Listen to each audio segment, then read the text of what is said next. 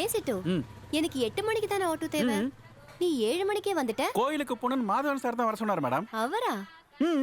அவர் எப்படி இவ்ளோ சீக்கிரம் எழுந்திருப்பாரு? அம்மா என்றழைக்காத உயிரில்லையே, அம்மாவை வணங்காமல் உயர்வில்லையே.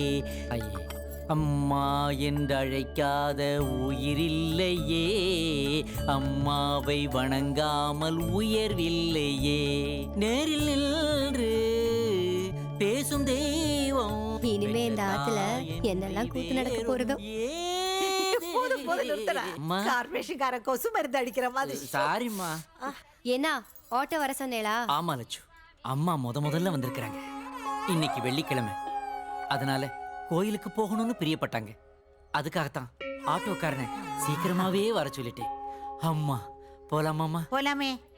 லட்சுமி, கோயிலுக்கு போயிட்டு வரோம். சத்த இருங்கோ, காஃபி சாப்பிட்டு போங்க. ஆமாம்மா, முதல்ல காலையில 5 மணிக்கு ஏந்ததால அடிவேரெல்லாம் கபகபன்னு எரியுது. டிஃபனையும் முடிச்சுட்டு அப்படியே நோ போயிடலாம். No no no.